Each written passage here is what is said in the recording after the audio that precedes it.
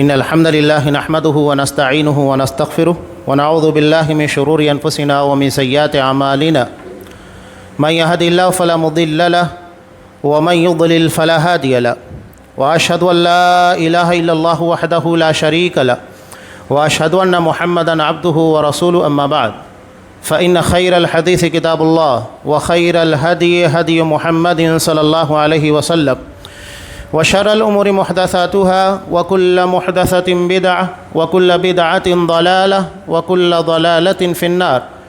أعوذ بالله السميع العليم من الشيطان الرجيم. بسم الله الرحمن الرحيم. يا أيها الذين آمنوا اتقوا الله حق تقاته ولا تموتن إلا وأنتم مسلمون. يا أيها الناس اتقوا ربكم الذي خلقكم من نفس واحدة وخلق منها زوجها وبث منهما رجالا كثيرا ونساء واتقوا الله الذي تساءلون به والأرحام إن الله كان عليكم رقيبا. يا أيها الذين آمنوا اتقوا الله وقولوا قولا سديدا يصلح لكم أعمالكم ويغفر لكم ذنوبكم ومن يطع الله ورسوله فقد فاز فوزا عظيما. وقال بسم الله الرحمن الرحيم ربنا وابعث فيهم رسولا منهم يتلو عليهم آياتك ويعلمهم الكتاب والحكمة ويزكيهم إنك أنت العزيز الحكيم. تمام قسم کی تعریفات اللہ رب العالمین وحدہ لا شریک للہ کا زیبا ہے جو ساری کائنات کا تنہا خالق و مالک ہے، اور بے شمار درود و سلام ہو اللہ کے آخری نبی جناب کریم محمد رسول اللہ صلی اللہ علیہ وسلم کی ذات مقدسہ پر. محترم سامعین، عزیز مار بہنوں، خطبہ مسنونہ کے فوراً بعد سورہ بقرہ کی ایک مشہور آیت جو حضرت ابراہیم علیہ السلام کی دعا پر مشتمل ہے میں نے آپ کے سامنے تلاوت کی. یہ دعا حضرت ابراہیم علیہ السلام نے کعبۃ اللہ کی تعمیر کے وقت مانگی تھی. کئی دعائیں ہیں، اس میں سے ایک دعا یہ ہے ربنا وابعث فیہم رسولا، اے اللہ ان لوگوں میں انہی کے درمیان سے ایک رسول کو مبعوث فرما. یتلو علیہم آیاتک، رسالت کا مقصد کیا ہے؟ یہ رسول ان لوگوں کے درمیان تیرے قرآن کی آیتوں کی تلاوت کرے. وَيُعَلِّمُهُمُ الْكِتَابَ وَالْحِكْمَةَ، کتاب اور حکمت یعنی قرآن مجید اور احادیث کی تعلیم دے. وَيُزَكِّيهِمْ، اور ان کے نفس کا تزکیہ کرے. اِنَّكَ أَنْتَ الْعَزِيزُ الْحَكِيمُ، یقیناً تو غالب ہے، حکمت والا ہے. اس آیت کے پر بحث سے قبل دعا کے تعلق سے کچھ اہم باتیں. یہ آیت بتا رہی ہے مقصد رسالت کیا ہے، یعنی ایک نبی دنیا کے اندر کسی قوم کے درمیان یا کسی ملک و کسی بستی کے اندر کیوں مبعوث کیا جاتا ہے. آج ہم نے مقصد رسالت کو بلا دیا ہے. بہرحال ان باتوں کو آگے تک ذکر کیا جائے گا. پہلے دعا، حضرت ابراہیم علیہ السلام نے دعا مانگی. ہمارے یہاں دعا کو یا تو کوئی اہمیت ہی نہیں دی جاتی، یا تو دعا ہی سب کچھ سمجھ لیا جاتا ہے اور عمل کی جانب، تدبیر کی جانب توجہ نہیں دی جاتی، جبکہ اعتدال کا راستہ ان دونوں کے درمیان ہے. تدبیر بھی ہے، تقدیر بھی ہے. یہ نہیں کہ آپ صرف تدبیر کے پر بھروسہ کریں یا صرف تقدیر کے پر، دونوں چیزیں ضروری ہے. نبی کریم صلی اللہ علیہ وسلم کی زندگی کا ایک واضح عمل جنگ بدر، آپ صلی اللہ علیہ وسلم نے صرف دعا کے پر بھروسہ نہیں کیا کہ مدینہ کے اندر بیٹھے بیٹھے دعا کر رہے ہیں سارے دشمنان اسلام کا خاتمہ ہوتے جا رہا ہے، بلکہ اپنی بساط پر جتنی طاقت ہو سکتی تھی آپ نے وہ استعمال کیا، اپنی تدبیر کو بروئے کار لائے. اس کے بعد جب ساری تدبیر کو اختیار کر لیا، دشمن کے مقابلے کی تیاری ہو گئی، اس کے بعد اللہ تبارک و تعالیٰ کی جناب میں اپنے ہاتھوں کو اٹھا کر دعا مانگتے ہیں کہ اللہ یہ اصحابہ، یہ جماعت جسے میں نے اس میدان میں لا کر رکھا ہے، تیار کیا ہے، اگر تو چاہتا ہے کہ روئے زمین کے پر کبھی تیری عبادت نہ ہو تو اس کو شکست دے دے. آپ بتا رہے ہیں کہ شکست اور فتح اللہ کے ہاتھ میں ہے. ہم کتنی بھی تدبیر اختیار کر لیں اور کتنی بھی کاوشیں کر لیں، نتیجہ اللہ ہی کے ہاتھ میں ہوتا ہے. تو یہاں دونوں چیزیں سامنے آ گئی، جتنی طاقت تھی، جتنی تدبیر ہو سکتی تھی آپ نے کی، اس کے بعد دعا کی، یعنی دونوں چیزیں اپنی جگہ پر ہے۔ اللہ نے ہمیں جتنی صلاحیت دی ہے، جتنی تدبیر ہے، وہ کرنا چاہیے اور اس کے ساتھ ساتھ دعا کرنا چاہیے۔ حضرت ابراہیم علیہ السلام نے کعبۃ اللہ کی تعمیر کی، کعبۃ اللہ کو تعمیر کرنے کے بعد اللہ سے دعا مانگ رہے ہیں، ایک مرکز کو قائم کر دیا تاکہ دنیا کے سارے لوگ اسی کے ارد گرد آ کر جمع ہوں۔ وَاجْعَلْ أَفْئِدَةً مِّنَ النَّاسِ تَهْوِي إِلَيْهِمْ، اللہ سے دعا مانگی، اللہ لوگوں میں سے کچھ کے دلوں کو اس کی طرف مائل کر دے تاکہ وہ تیرے گھر کی زیارت، عبادت، بندگی کے لیے یہاں پر آئیں، حج کے لیے آئیں، عمرہ کے لیے آئیں۔ حضرت ابراہیم علیہ السلام نے دعا نہیں مانگی تھی وَاجْعَلْ أَفْئِدَةَ النَّاسِ، کہ سارے لوگوں کے دلوں کو اس کی طرف پھیر دے۔ اگر دعا یہ مانگتے تو دنیا میں کافر و مشرک، منافق، مسلمان تمام کے تمام کعبۃ اللہ جانے کی خواہش رکھتے۔ انہوں نے دعا مانگی لوگوں میں سے کچھ کے دلوں کو، وَاجْعَلْ أَفْئِدَةً مِّنَ النَّاسِ، لوگوں میں سے کچھ کے دلوں کو اس کی طرف پھیر دے۔ یہی وجہ ہے کہ مسلمان ہی کعبۃ اللہ کے تعلق سے محبت رکھتے ہیں اور وہاں کی زیارت کا شوق رکھتے ہیں۔ یہ حضرت ابراہیم علیہ السلام کی دعا کا اثر ہے۔ دعا یقیناً اپنا اثر رکھتی ہے۔ دعا کے تعلق سے چند اہم باتیں بتانا مقصود ہے۔ ہم یہاں دعا مانگتے ہیں، آرڈر نہیں دیتے۔ یہ نہیں کہ ہم نے اللہ سے دعا مانگی، فوری طور پر ساری چیزیں ہمارے سامنے آ کر موجود ہو گئی۔ ہم دعا مانگ رہے ہیں اللہ سے، عاجزی کے ساتھ، انکساری کے ساتھ بھیک مانگ رہے ہیں۔ یہ حکم اور آرڈر نہیں ہے کہ اللہ تو یہ دے، ہمیں یہ چاہیے تجھے دینا ہوگا، نہیں۔ اللہ سے ہم دعا کرتے ہیں، درخواست کرتے ہیں۔ تو دعا ایک درخواست ہے، التجا ہے، آرڈر نہیں ہے، حکم نہیں ہے۔ اب اللہ حکیم ہے اور اپنی حکمت کے تقاضے کے مطابق دعا کو جیسے نافذ کرنا چاہیے، قبول کرنا ہے، نہیں کرنا ہے، یہ بھی چیز، اور قبولیت کے بعد اس کے اثرات کا ظہور کیا ہونا چاہیے، یہ بھی اپنی جگہ پر اہمیت رکھتا ہے۔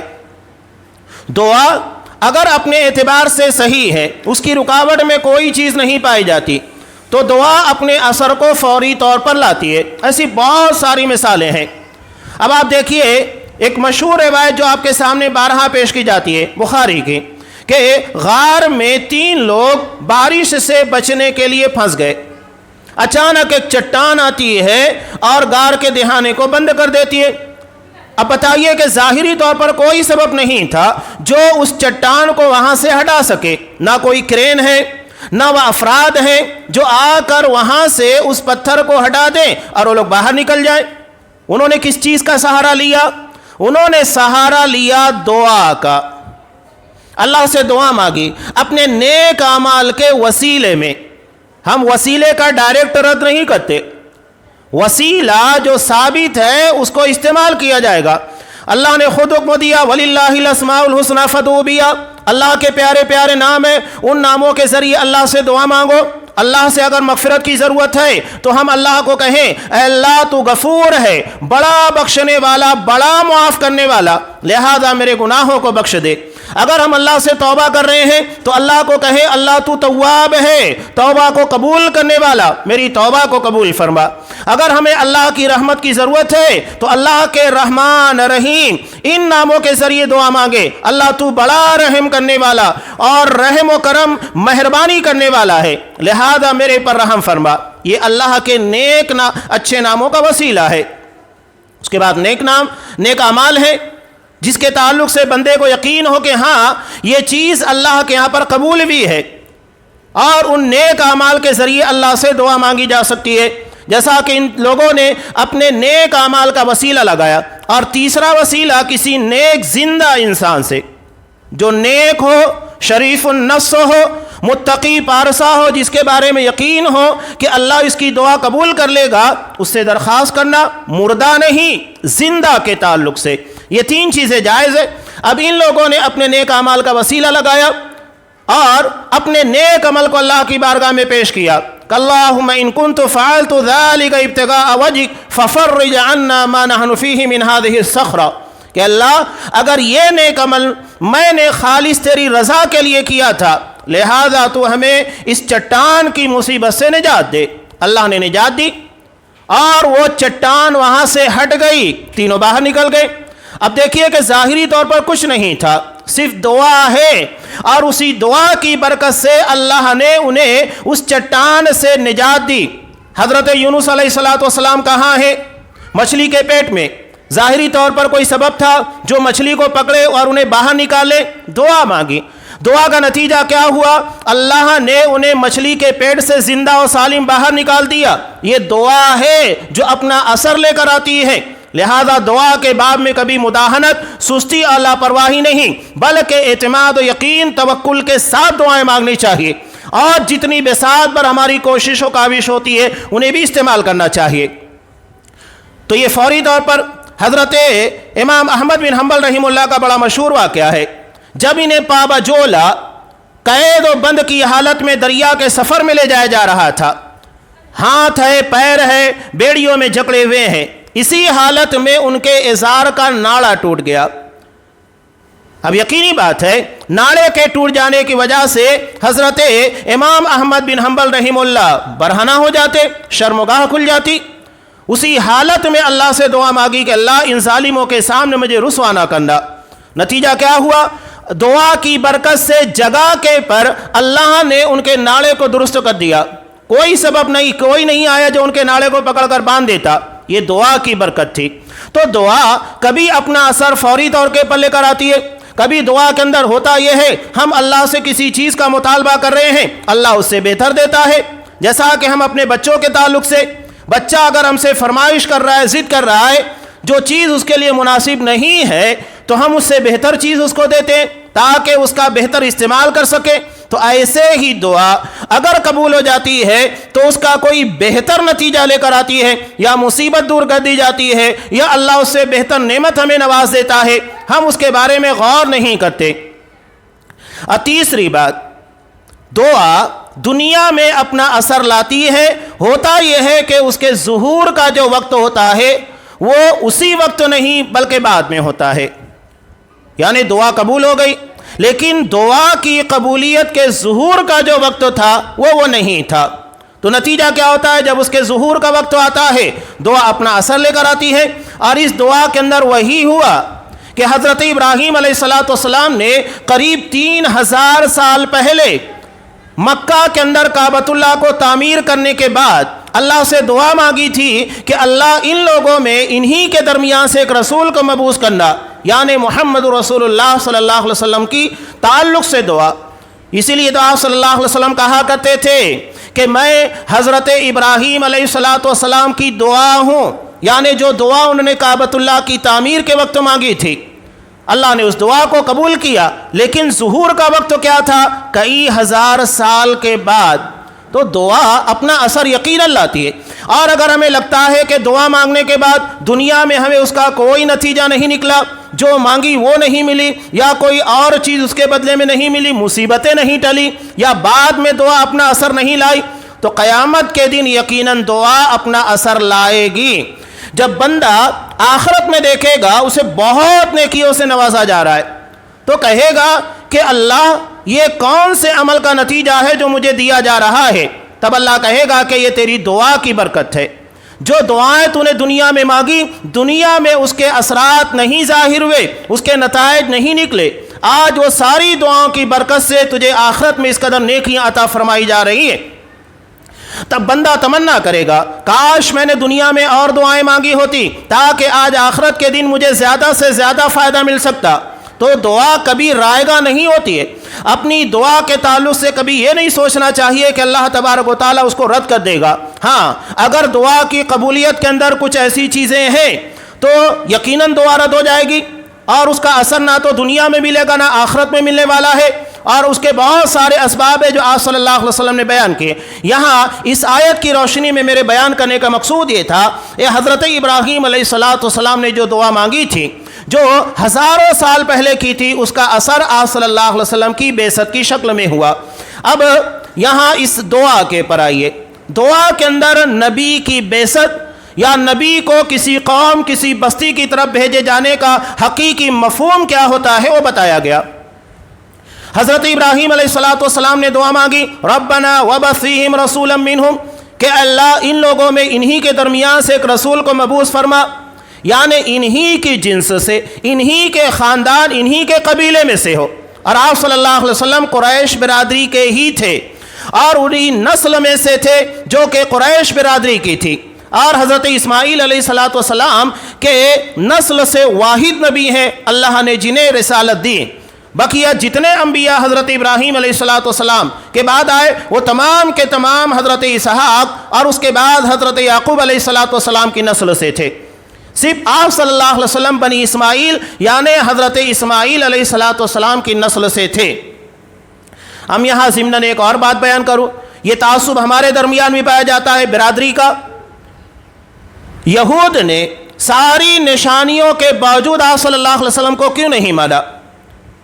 حضرت صفیہ رضی اللہ تعالیٰ عنہ جو ہوئی بن اخطب ایک یہودی سردار کی بیٹی تھیں، یہ کہتی ہیں میں جب چھوٹی سی تھیں تو آپ صلی اللہ علیہ وسلم مدینہ تشریف لائے، اور میں آپ کے آنے کے بعد میرے چچا اور میرے والد نبی کریم صلی اللہ علیہ وسلم کے تعلق سے پوری انفارمیشن خبریں جمع کرتے ہیں اور باتیں کر رہے تھے، تو میں نے سنا کہ میرے والد اور چچا باتیں کر رہے ہیں۔ کہنے لگے یہ کون ہے؟ کہا کہ یہ وہی نبی ہے جس کے انتظار میں تھے اور تورات میں جس کے تعلق سے نشانیاں بتائی گئی ہیں۔ تو کرنا کیا ہے؟ ہوئی بن اخطب کیا کہتا ہے؟ کہتا ہے کہ اللہ کی قسم جب تک زندہ رہیں گے اس کی مخالفت کریں گے۔ کیوں مخالفت کریں گے؟ اس لیے کہ یہ بنی اسرائیل نہیں بلکہ بنی اسماعیل میں سے حضرت ابراہیم علیہ السلام کے دو بیٹے حضرت اسماعیل جو بڑے تھے، جو ذبیح اللہ ہیں، جنہیں ذبح کرنے کے لیے حضرت ابراہیم لے کر چلے تھے اور ان کی یاد میں عید الاضحیٰ منائی جاتی ہے۔ اس کے بعد ہیں حضرت اسحاق علیہ السلام، دو بیٹے، باپ ایک ہے، مائیں الگ الگ ہیں۔ حضرت اسماعیل علیہ السلام کی ماں ہاجرہ ہے اور حضرت اسحاق علیہ السلام کی ماں سارہ ہیں۔ باپ ایک ہے یعنی سگے بھائی ہیں۔ اب اللہ نے نبوت کا ایک سلسلہ حضرت اسحاق علیہ السلام کی نسل میں رکھا، سارے کے سارے انبیاء اور رسول اسی میں سے آئے، اور اس کے بعد حضرت اسماعیل علیہ السلام میں صرف ایک نبی اور وہ محمد رسول اللہ صلی اللہ علیہ وسلم ہے، یعنی ایک باپ کے دو بیٹے حضرت اسماعیل حضرت اسحاق علیہ السلام۔ یہود جتنے کے جتنے ہیں سب حضرت اسحاق علیہ السلام کی نسل کے ہیں۔ تو انہوں نے کیا کہا؟ ہم محمد رسول اللہ صلی اللہ علیہ وسلم کو نہیں مانیں گے، حالانکہ تورات میں ان کے تعلق سے نشانی موجود ہے، آپ صلی اللہ علیہ وسلم کے آنے کے بارے میں لوگوں کو خبریں دے رہے ہیں، بشارت دے رہے ہیں، لیکن جب آپ آئے تو محض اس بنیاد کے پر آپ صلی اللہ علیہ وسلم کو نہیں مانا کہ وہ ہماری برادری کا یعنی اسحاق علیہ السلام کی نسل نہیں بلکہ حضرت اسماعیل علیہ السلام کی نسل سے۔ یہ تعصب بڑا خطرناک ہوتا ہے، اور آج بھی آپ دیکھیے کہ ہمارے درمیان برادری کا جو تعصب ہے یہ وہی یہودیانہ فکر ہے یا ہندوانہ عقیدے کا، اور ان لوگوں کے درمیان یا ان لوگوں سے کنورٹ ہو کر یہاں تک آنے کا نتیجہ ہے کہ جس طرح برادری کے نام کے پر بھید بھاؤ وہاں ہوتا ہے ہمارے درمیان بھی ہے، جبکہ اسلام نے ان تمام چیزوں کو ختم کیا، کہا کلکم بنو آدم، تم سب کے سب آدم علیہ السلام کی اولاد ہو۔ ہمارے یہاں برادری کے نام پر کیا تعصب نہیں ہے؟ کوئی اپنے آپ کو برادری کی بنیاد پر اعلیٰ سمجھتا ہے، کسی کو گھٹیا سمجھا جاتا ہے، جبکہ اللہ کے ہاں برادری کے نام پر یا برادری کی بنیاد کے پر جنت و جہنم کے فیصلے نہیں ہوں گے، بلکہ یہ فیصلہ تقوی کی بنیاد پر ہوگا، نیکی کی بنیاد پر ہوگا۔ ان اکرمکم عند اللہ اتقاکم، اللہ کے نزدیک تم میں جو جتنا زیادہ متقی ہے وہ اتنا زیادہ قریبی ہے، باعزت ہے، قابل تکریم ہے۔ تو یہ بات ضمناً آئی میں آپ کے سامنے رکھا۔ اب یہاں دیکھیے رسالت کا مقصد، پہلا مقصد بتایا گیا ہے یتلو علیہم آیاتک، ان پر تیرے کلام کی تلاوت، تیرے آیات کی یعنی قرآن مجید کی آیتوں کی تلاوت کرے۔ قرآن مجید کی تلاوت اپنی جگہ پر عبادت ہے۔ ترمذی کی مشہور روایت ہے، ایک ایک حرفوں کے پر 10 نیکیاں دی جاتی ہیں، اور قرآن مجید کی تلاوت یہ بنیاد ہے۔ اب اس بنیاد کے پر آگے کے کام شروع ہوتے ہیں، تو پہلے تلاوت ہے، تلاوت مستقل طور کے پر عبادت ہے، چاہے آپ کو قرآن مجید سمجھے نہ سمجھے اسے پڑھنا ہے، اسے سننا ہے۔ نبی کریم صلی اللہ علیہ وسلم جو خود بہترین قاری تھے، اس لیے کہ آپ کی قرأت اور آپ صلی اللہ علیہ وسلم کے قرآن کو سن کر اصحاب کرام نے قرآن مجید کی تلاوت کو سیکھا۔ سب سے بہترین پڑھنے والے. اس کے بعد بھی آپ قرآن مجید دوسروں سے سنا کرتے تھے تاکہ آپ کے صحابہ قرآن کیسے پڑھ رہے ہیں وہ سنیں. ایک مرتبہ حضرت عبداللہ ابن مسعود رضی اللہ تعالیٰ عنہ سے کہا کہ عبداللہ مجھے قرآن مجید سناؤ. انہوں نے کہا کہ اللہ کے رسول قرآن آپ کے پر اترا ہے، میں آپ کو قرآن سناؤں؟ کہا کہ ہاں، میرا جی چاہتا ہے کہ میں دوسروں سے سنوں. یعنی قرآن مجید تلاوت کرنا، دوسروں سے سننا، دونوں چیز اپنی جگہ پر اہمیت رکھتی ہے. اس کے بعد حضرت عبداللہ ابن مسعود رضی اللہ تعالیٰ عنہ قرآن مجید کی سورہ نساء تلاوت کرنا شروع کر دیے. جب اس آیت کے پر پہنچے جہاں نبی کریم صلی اللہ علیہ وسلم کے تعلق سے قرآن مجید بیان کر رہا ہے فَكَيْفَ إِذَا جِئْنَا مِنْ كُلِّ أُمَّةٍ بِشَهِيدٍ وَجِئْنَا بِكَ عَلَى هَؤُلَاءِ شَهِيدًا. اس وقت تو کیا عالم ہوگا، ذمہ داری کا احساس، جب ہم تمام امتوں سے گواہ لائیں گے اور اے میرے حبیب آپ کو امت محمدیہ کے پر گواہ بنایا جائے گا. تب آپ صلی اللہ علیہ وسلم نے کہا کہ عبداللہ رک جاؤ. حضرت عبداللہ ابن مسعود رضی اللہ تعالیٰ عنہ نے اپنی نگاہ اٹھا کر دیکھی تو آپ کی آنکھوں سے زار و قطار آنسو جاری تھے. یہ ذمہ داری کا احساس تھا کہ اللہ نے پوری امت کے پر مجھے گواہ بنایا ہے، کل اس گواہی کے بارے میں اللہ کی جناب میں کیا جواب دوں گا. حالانکہ آپ نے اپنی ذمہ داری کو انتہائی امانت داری اور دیانت داری کے ساتھ نبھایا. اس کے بعد بھی یہ احساس ہے اللہ کی جناب میں کھڑے ہو کر اس بات کا جواب دینا کہ ہاں میں نے تیری امت تک تیرا پیغام پہنچا دیا. تو یہ قرآن مجید کی تلاوت اپنی جگہ پر اہمیت رکھتی ہے، اس کا اجر ہے، سننے کا، سنانے کا، ہر چیز اپنی جگہ پر معنویت رکھتی ہے. بلکہ قرآن مجید کی تلاوت مریضوں کے پر اپنا اثر بھی چھوڑتی ہے. پیچھے امریکہ کے اندر باقاعدہ اس کے پر ریسرچ کیا گیا کہ وہ مریض ایک کمرے میں رکھا گیا، 2 کمرے رکھے گئے، ایک کمرے کے اندر قرآن مجید کی بہترین انداز کی تلاوت سنائی جا رہی تھی اور دوسرے کمرے میں نارمل ٹائپ کے پیشنٹ تھے، یعنی انہیں قرآن مجید نہیں سنایا جا رہا تھا. اب ہوا یوں کہ جس کمرے کے پیشنٹ اور مریضوں کو قرآن مجید کی تلاوت اچھے انداز میں سنائی جا رہی تھی ان کی ریکوری یعنی مرض سے شفایابی انتہائی تیزی کے ساتھ ہوئی، جبکہ جس کمرے کے مریضوں کو قرآن مجید کی تلاوت نہیں سنائی گئی وہاں پر جلد شفا نہیں ملی. یہ قرآن مجید ہے تو قرآن شفا ہے، شفاء لما فی الصدور. یہ دلوں کے اندر جو بیماریاں پائی جاتی ہیں، جسمانی بیماریاں ہر کسی چیز کے لیے، چاہے شرک ہو، نفاق ہو، بدعات و خرافات، ہر چیز کے لیے شفا ہے. اور جسمانی اعتبار سے بھی جیسا کہ سورہ فاتحہ پڑھنے کے بعد حضرت ابو سعید خدری رضی اللہ تعالیٰ عنہ نے بخاری ایک مشہور روایت، ایک سردار کے پر جو کہ مشرک تھا اس کے اوپر دم کیا، اللہ نے شفا دے دی. تو جسمانی طور کے پر زہریلے جانور یا اس طرح کی بیماریوں کے لیے شفا بنتی ہے. تو یہ قرآن مجید کی تلاوت ہو گئی. قرآن مجید کی تلاوت کے آگے دوسرا اہم مرحلہ آتا ہے، وہ ہے قرآن و حدیث، کتاب اور حکمت کی تعلیم. تعلیم کے اندر قرآن کو سمجھنا، احادیث کو سمجھنا، اس کے معنی اور مفاہیم، استدلالات، ساری چیزیں آ جاتی ہیں. بنیاد تلاوت ہے جو تمام لوگوں کے لیے ضروری ہے. اس کے بعد قرآن اور حکمت یعنی کتاب و سنت کی تعلیم کا سیکھنا سکھانا.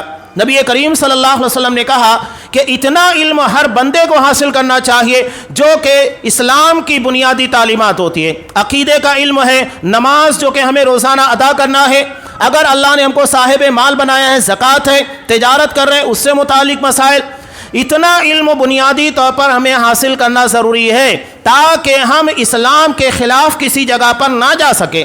اور عقیدے کا علم تو تمام مسلمانوں کو حاصل کرنا ضروری ہے. بغیر عقیدے کے علم کے ہم کامیاب نہیں ہو سکتے. یہ جو 3 بنیادی باتیں بیان کی جاتی ہے نا اصولی طور کے پر، اصول ثلاثہ جن کو کہا جاتا ہے، 3 کے 3 اہم اصول. پہلا اصول کیا ہے جو قبروں کے اندر سوال ہونے والا ہے، من ربک، تیرا رب کون ہے. دوسرا سوال ہونے والا ہے ما دینک، تیرا دین کیا ہے، یعنی دین کے بارے میں علم حاصل کرنا. اور تیسرا ہے من نبیک، تیرا نبی کون ہے. ہمیں ان کے بارے میں علم حاصل کرنا بنیادی طور پر ضروری ہے. اگر ہم اپنے رب کے بارے میں نہیں جانتے، دین کے بارے میں نہیں جانتے، نبی کے بارے میں نہیں جانتے تو جواب کیا دیں گے. یہ اصول ثلاثہ ہیں، اسلام کے 3 اہم بنیادی اراکین جو ہمیں قبروں میں پوچھے جائیں گے. ہر کسی سے سوال ہونے والا ہے. بتائیے کہ ہم مسلمان ہونے کے بعد اگر ان 3 چیزوں کے بارے میں علم نہیں رکھتے تو کیسے ہم کامیاب ہوں گے جب کہ ہمارے سامنے سوال کو آؤٹ کر دیا گیا ہے؟ سوال کیا ہوگا، جواب کیا ہوگا، سب بتا دیا گیا ہے، لیکن جواب اسی وقت ممکن ہوگا جب ہمارے اعمال و کردار اس عقیدے کے مطابق ہوں گے، اس کے بغیر ہم جواب نہیں دے سکتے۔ ورنہ ایک منافق قبر میں جانے کے بعد جب اس سے سوال ہوگا من ربک، کون ہے تیرا رب، اسے پتا ہے وہ مسلمانوں کے ساتھ نماز پڑھتا تھا، وہ نبی کے پیچھے نماز پڑھنے والا، صحابہ کے درمیان رہنے والا، غزوات میں نبی کے ساتھ شریک ہونے والا، لیکن اس کے بعد بھی جواب نہیں دے پائے گا۔ آپ صلی اللہ علیہ وسلم نے کہا کہ وہ کہے گا ہاں ہاں لا ندری، نہیں مجھے پتا نہیں ہے، حالانکہ اس کو سب پتا ہے، اس لیے کہ وہ مانتا نہیں تھا، اس کے بارے میں اسے علم نہیں تھا۔ تو ان ساری چیزوں کا علم، اسے ماننا، اس کے مطابق عمل کرنا، یہ ہے مقصد رسالت۔ تو کتاب و حکمت کی تعلیم یعنی قرآن و حدیث کو صحیح طور پر سمجھنا۔ قرآن، اس کی تفسیر نبی کریم صلی اللہ علیہ وسلم کی فرامین آپ کے احادیث ہے، آپ کی احادیث کے ذریعے ساری تشریعات ملتی ہے۔ قرآن کہتا ہے کہ اقیم الصلاۃ، نماز قائم کرو، تو نماز قائم کیسے کی جائے گی، کتنے وقتوں میں کی جائے گی، اور اس کے سارے اصول و ضوابط، شرائط کیا ہے، یہ سب آپ صلی اللہ علیہ وسلم کی احادیث کے اندر بیان کیے گئے ہیں۔ اگر کوئی یہ کہے کہ میں صرف قرآن مانتا ہوں، قرآن جو کہے گا اس کے مطابق عمل کروں گا، حدیث کو ماننے کی کوئی ضرورت نہیں، تو وہ آپ صلی اللہ علیہ وسلم کے مقصد رسالت سے ناواقف ہے، وہ حقیقت میں مسلمان نہیں ہے، وہ حکمت جو اللہ نے رسول کو عطا کی ہے اس کا انکار کرتا ہے، اور اس بنیاد کے پر ہم اسے مسلمان نہیں مانتے۔ یہ ہے کتاب و حکمت کی تعلیم۔ اب تیسرے نمبر کے پر آتا ہے وَيُزَكِّيهِمْ، ان کے نفس کا تزکیہ کرے۔ قرآن و حکمت کی تعلیم کا مقصد کیا ہے؟ بندہ گناہوں سے، سب سے پہلے شرک اور بدعات سے پاک و صاف ہو جائے، اس کے بعد بدعات اور خرافات سے اور دیگر گناہوں سے، یہ تزکیہ ہے۔ تزکیہ کا مطلب کیا ہوتا ہے؟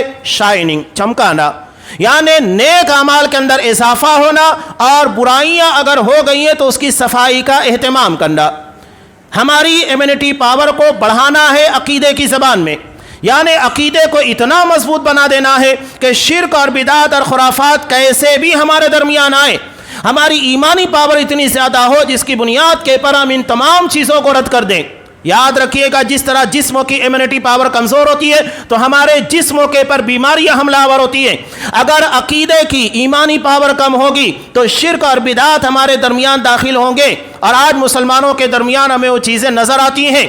کہیں جا کر گنپتی کے سامنے ان لوگوں کے منتر پڑے جا رہے ہیں، حالانکہ ہمیں یہ بتایا جاتا ہے اصحاب کرام مکہ کی زندگی میں جنہیں دہکتے ہوئے کوئلوں کے پر لٹایا گیا، مکہ کے تپتے ہوئے ریگستانوں کے پر گھسیٹا گیا، صرف ایک جملے کے لیے زبان سے نہیں ادا کرتے تھے، اتنا ایمان مضبوط تھا، یہاں جا کے کفریہ شرکی عمل کر رہے ہیں۔ کیوں کر رہے ہیں؟ آج ہماری مسلمان بچیاں غیر مسلموں کے ساتھ گنپتی کے منڈپ میں جا کر آپ دیکھیں، ساری ویڈیوز وائرل بھی ہے جگہ جگہ کی، کہ نقاب لگانے کے بعد ان لوگوں کے درمیان دھیگا مستی کر رہی ہیں۔ کیوں؟ اس کی وجہ یہ ہے کہ حقیقت میں انہیں ایمان کا علم نہیں ہے، کیا چیز ہمارا عقیدہ ہے، اور عقیدے کی بنیاد پر ہمیں کیا کرنا چاہیے، کیا نہیں کرنا چاہیے، انہیں ولا اور برا کے بارے میں علم نہیں۔ ہم نے اپنی خواتین کو مسجدوں سے دور کر دیا، کتاب و سنت کی تعلیم نہیں دی، تو کہاں سے وہ دین کے بارے میں جانیں گی؟ انہیں علم ہی نہیں ہوگا کہ کیا چیز کرنا ہے کیا نہیں کرنا ہے۔ حضرت عمر فاروق رضی اللہ تعالیٰ نے اس لیے کہا کرتے تھے حلال کے ساتھ حرام کا بھی علم ہونا چاہیے، ورنہ انسان اگر صرف حلال کے بارے میں علم رکھے گا، حرام کے بارے میں علم نہیں ہوگا، تو کیسے اپنے آپ کو بچائے گا کہ ہاں یہ حرام مجھ کو نہیں کرنا ہے۔ آپ صلی اللہ علیہ وسلم نے جو 5 اہم بنیادی باتیں بتائی، ابن ماجہ کے ترمذی ایک مشہور روایت ہے جس میں آپ نے 5 اہم نصیحتیں کی تھیں، اور کہا تھا کہ کون ہے جو یہ کلمات مجھ سے سیکھے گا، خود بھی عمل کرے گا اور دوسروں کو اس کی تعلیم دے گا۔ حضرت ابو ہریرہ رضی اللہ تعالیٰ عنہ کھڑے ہوئے، اس کے بعد آپ صلی اللہ علیہ وسلم نے ان کے ہاتھ کو پکڑا اور کہا اتق المحارم تکن اعبد الناس، اللہ کی حرام کردہ چیزوں سے بچ جا، سب سے بڑا عبادت گزار بن جائے گا۔ بتائیے اگر ہمیں اللہ کی حرام کردہ چیزوں کا علم نہیں ہوگا تو کیسے بچیں گے، کیسے اللہ کے سب سے عبادت گزار بندے بنیں گے؟ ہمارے یہاں لوگ یہ سمجھتے ہیں کہ خوب تہجد کی نماز پڑھو، 5 وقتوں کی نماز ادا کرو، تہجد ادا کرو، یہی تقوی اور پارسائی ہے۔ نہیں، اصل تقوی اور پارسائی یہ ہے عبادت کے ساتھ حرام چیزوں سے بچنا ہے۔ آپ نے کہا اتق المحارم، اللہ کی حرام کردہ چیزوں سے بچ جا، سب سے بڑا عبادت گزار بن جائے گا۔ یہ بیان کرنے کا مقصود یہ ہے نبی کو کیوں بھیجا گیا اور ہم کر کیا رہے ہیں۔